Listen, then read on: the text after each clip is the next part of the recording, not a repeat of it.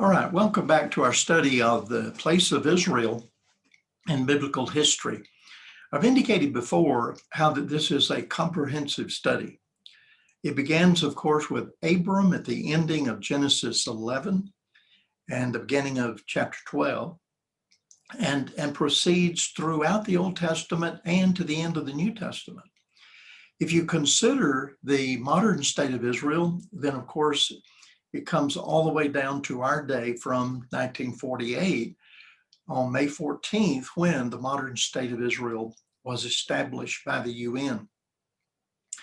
I want us to begin today by looking at significant passages. There are many of them in the Old Testament where specific statements are made about God's promises to Abraham, about this nation. It begins with Abraham at the age of 75, when he's called to leave his homeland in the Ur of the Chaldees and go to another land, this land that God would show him. And I'm reading now from Genesis chapter 12, beginning in verse 1. And now the Lord said to Abram, go from your country, from your kindred, your father's house, to a land that I will show you. And I will make of you a great nation, and I will bless you and make your name great so that you will be a blessing. And I will bless those who bless you, and him who dishonors you I will curse. And in you all the families of the earth shall be blessed. Now that's an extraordinary beginning and beginning statement with three major promises that God makes to this great man of faith from the Ur of Chaldees. And the three promises are these. Number one, I'll give you a land. It's a land promise. And that is prominent in the Old Testament all the way through. When you consider Israel is the land that was given to them. And then a second promise is that God would make of Abram and his seed, of course, a great nation, that out of his generations to come, there would be a great people, and that God would bless them, and he would make the name of Abraham great. And indeed, now, 4,000 years later, we can say that promise was kept. And his name is great. It's known around the world. And he's known in a very positive way because of his great trust and faith in God. But then a third promise here is that through Abraham's seed, all nations, all families of the earth would be blessed. In fact, the very change of his name from Abram to Abraham indicates that. He's not only father, he's not only a great man, a patriarch, but he's going to be the father of many nations. And that people of all of these nations around the world can walk in the likeness of his faith, as Paul will later write in the book of Romans. And so here are these three great promises. And it continues in chapter 12 to chapter 15, where the covenant is cut. And that great scene describing it by the writer occurs. And near the ending of it in chapter 15, verse 12, it says, as the sun was going down, a deep sleep fell on Abram, and behold, dreadful and great darkness fell upon him. And the Lord said to Abram, know for certain that your offspring will be sojourners in a land that is not theirs. And will be servants there, and they will be afflicted for 400 years. But I will bring judgment on the nation that they serve, and afterward they shall come out with great possessions. As for yourself, you shall go to your fathers in peace, and you shall be buried in a good old age. And they shall come back here in the fourth generation, for the iniquity of the Amorites is not yet complete. So when the covenant was actually cut, and that's recorded here in this chapter, these statements are made about what's going to happen in the future to Abraham's day, and that is with his posterity, with his seed, and that they would be in a land that is not theirs, and they would serve another people.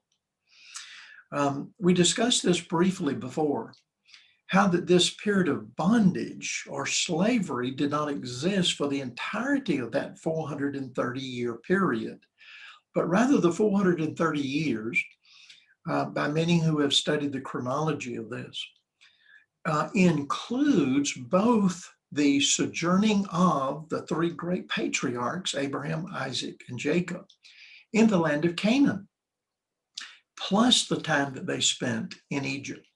The entirety of the 430 years were not spent in bondage. You remember that Joseph had the favor of the Pharaoh. In fact, he was second in command to the Egyptians. And so the descendants of Abraham often had great advantage because of the blessings of God to Joseph. And Joseph was given free rein in what to do.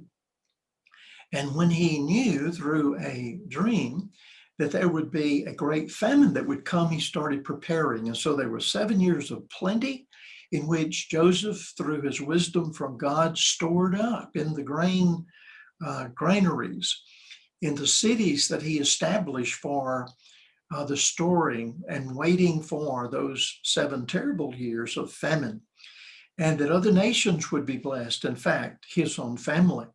And so you remember that when they moved down into the land of Egypt, they moved to the best of the land. They moved to the land of the Ramses, called the land of Goshen, and there they lived in plenty. They lived in abundance. It wasn't until the second Pharaoh, after Joseph was sold into slavery himself by his brothers, the second Pharaoh is the one that in Exodus 1, verse 8, it says that he knew not Joseph. And so thus beginning with Exodus 1, after the death of the first Pharaoh, they began the period of affliction. So it was not for the entirety of that 430 years. They only lived in Egypt for about half of that time period, 215 years. And only part of that time period, the last part of it, was in bondage. And that's when God intervened through Moses and Aaron, and that they were delivered from Pharaoh and brought out with a great deliverance, with that great exodus of this budding new nation of over 1 million people. They were going to go to a land that God would show them and lead them and protect them until they entered into the land of Canaan. And so it indicates here very clearly when this would occur. It would be during the days of the fourth generation. And that would have to be the last 4 generations here. There would be 8 from Abraham, Isaac, Jacob, and Levi, one of the 12 sons of Jacob. If you have those 4, and then beginning with Levi, because through the Levitical priesthood, the Levitical tribe, I should say, you have Moses and Aaron, but they are in the 4th generation. In Exodus 6, you have the names of these 4, and that is from Levi, his son Kohath, and then his son Amram, and then his sons, I should say, Moses and Aaron, and a daughter, Miriam. And so in the 4th generation, and when Moses is 80 and Aaron is 83, is when the Exodus itself occurs. And so we have a very specific time frame here in the generations of when they would be delivered from bondage in Egypt. But an interesting thing back in chapter 12 is concerning this land. And it is further described that where that land would be. in our reading here in chapter 15, continuing in verse 17. It says, when the sun had gone down, it was dark. A smoking fire pot and a flaming torch passed between these pieces, that is, the animals that were cut in half. On that day, the Lord made a covenant with Abram, saying, to your offspring, I will give this land, from the river of Egypt to the great river Euphrates. And then he specifies it is the land of, and names 10 nations in Canaan, that this will be the land that they will inhabit. It's specific in regard to the territory named by nations here, but very general in regard to the boundary itself. And one reason for that is that the east-west boundary was not given, only the north-south, because on the west side you have the Mediterranean Sea, which is a natural barrier or boundary. And then on the east side, you have a great desert. In fact, travelers avoided it by going north and going around it because of the difficulty of going through such a large desert. And so the boundaries are generally given here. The nations themselves are named that they would inhabit the land of those nations that they would inhabit. But more specifically, in other places in the Old Testament, you have that land very specifically described. For example, in Numbers 34, you have very specific boundary lines drawn. And I'll read only the first part of it in chapter 34, beginning in verse 1. It says, the Lord spake to Moses, saying, command the people of Israel and say to them, when you enter the land of Canaan, this is the land that shall fall to you for an inheritance. Your borders shall be defined in this way. He says, your south side shall be from the wilderness of Zin alongside Edom, and your southern border shall run from the end of the Salt Sea on the east, and then your border shall turn south. So here is very specifically, almost as if you would drive around it or walk around it. Here are the boundaries on the north, south, east, and west. All four are given here.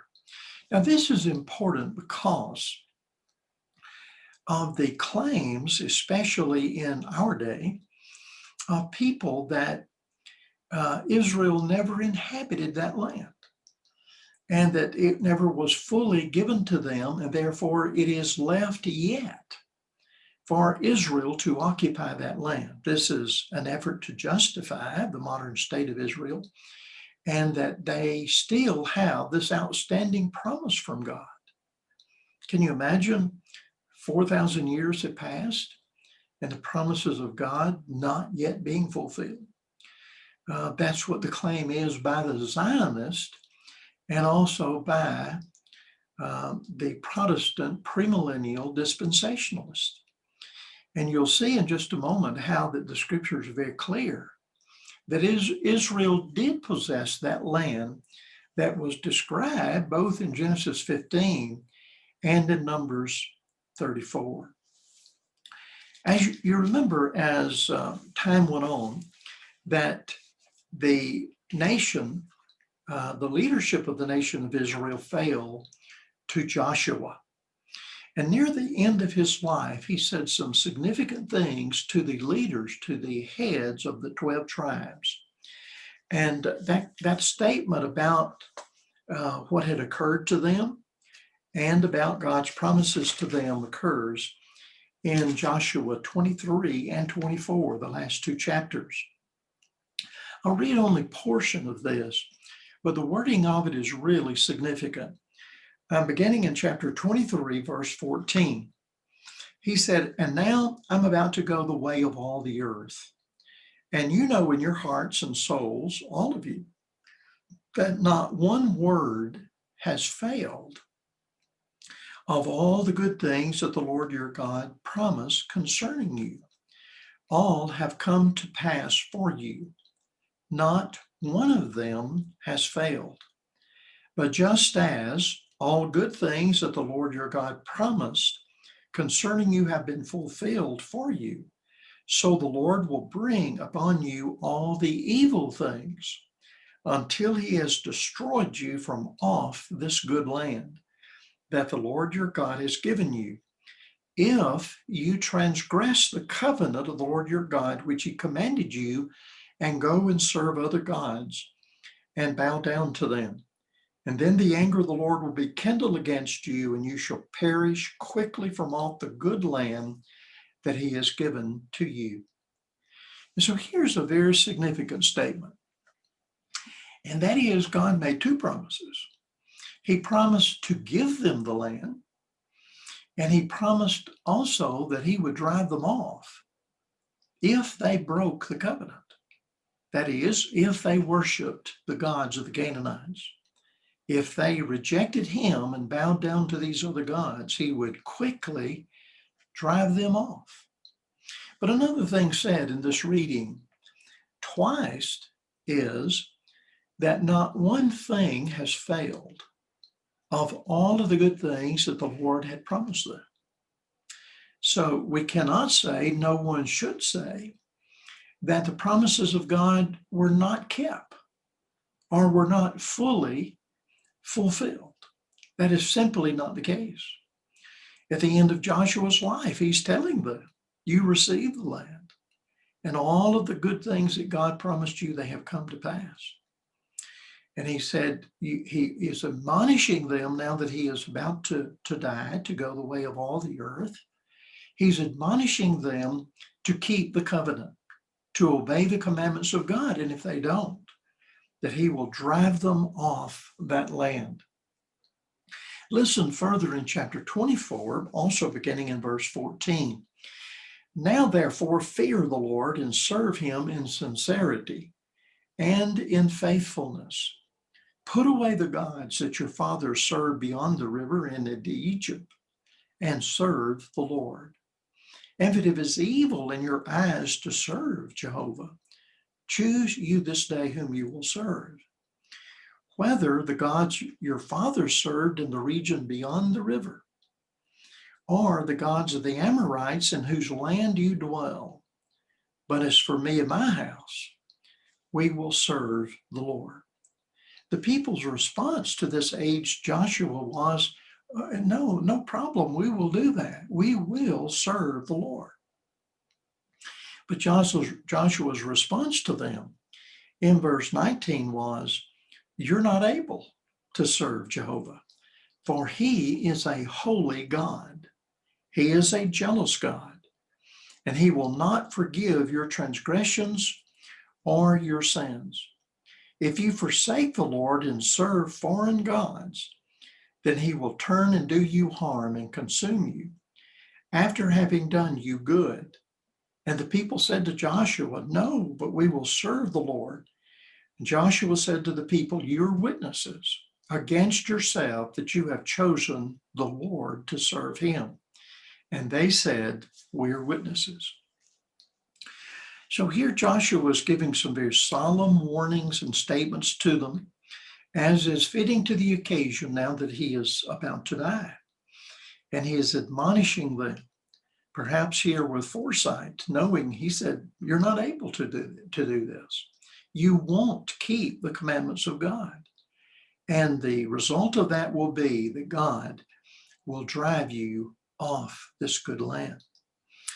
And so with Israel losing the land, in fact, in those two captivities I mentioned, in Assyria in the 8th century and in Babylon in the 6th century BC, this is a fulfillment of the second part of the promise, the negative part. That is, I will drive you off the land that I gave to you. And that he did.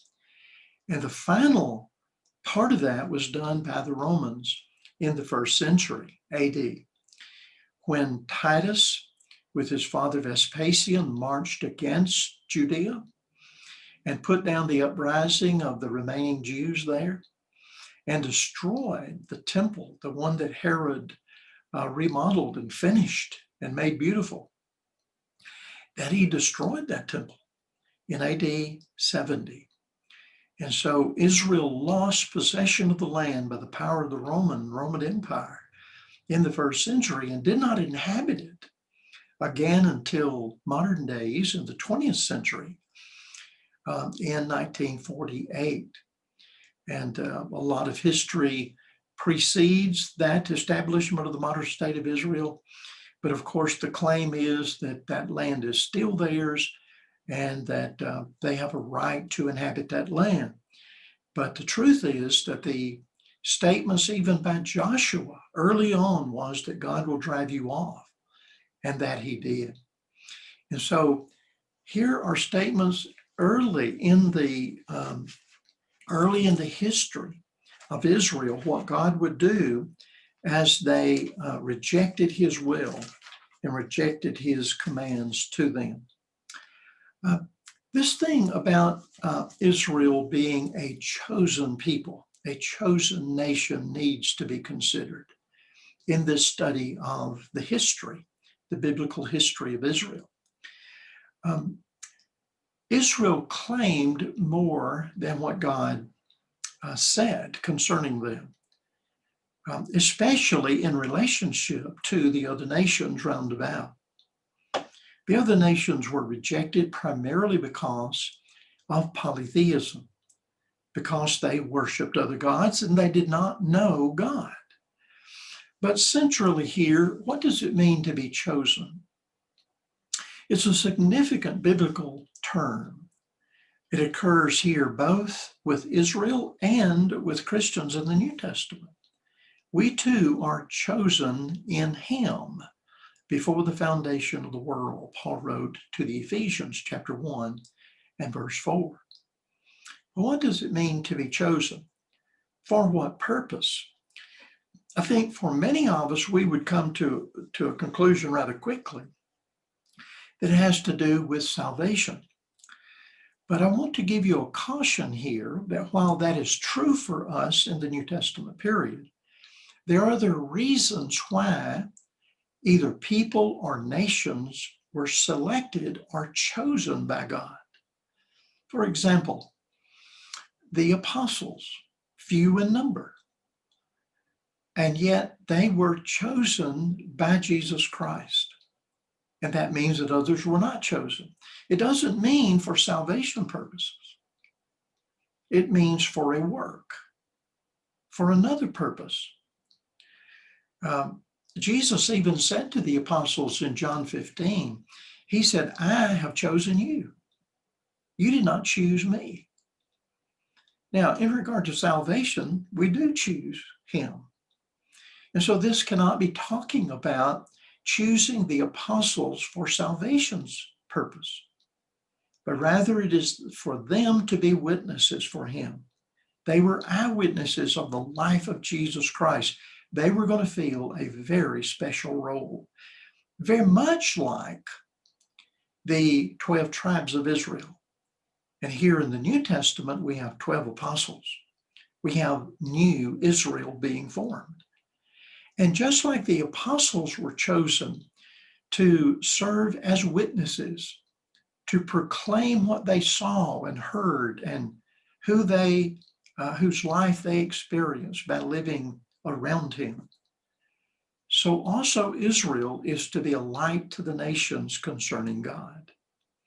There's something very interesting here in Deuteronomy. In fact, 3 chapters, chapter 7, 8, and 9. And it tells some more information about why God chose them. And so one of the questions about being chosen is chosen for what purpose? But also, why were they chosen? And he says in chapter 7, it is not because you were more numerous, you were a larger, mightier nation than the others round about you. He said, in fact, you're smaller.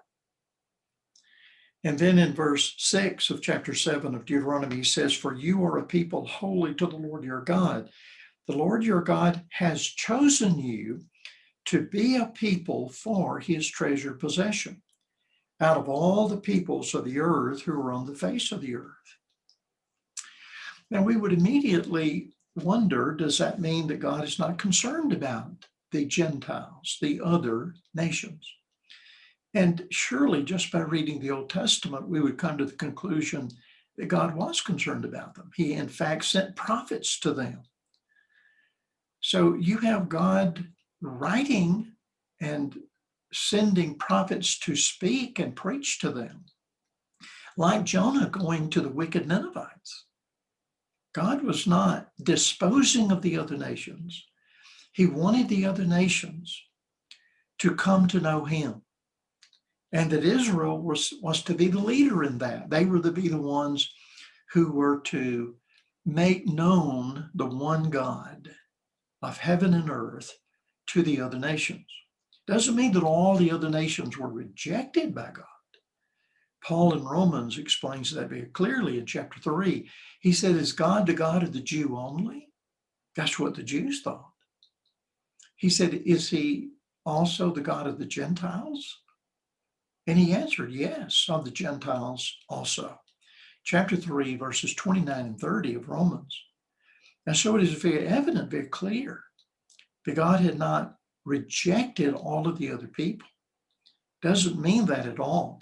Remember that a large portion of the Old Testament history is before the nation of Israel was ever formed. So does that mean that all of the people from Adam down to Abram were just out on their own and lost without any direction? Of course not. And so God chose Israel for a specific purpose here, because Abram was a man of great faith in the one God, and that he was to lead and teach a nation, his descendants, to believe in that one God.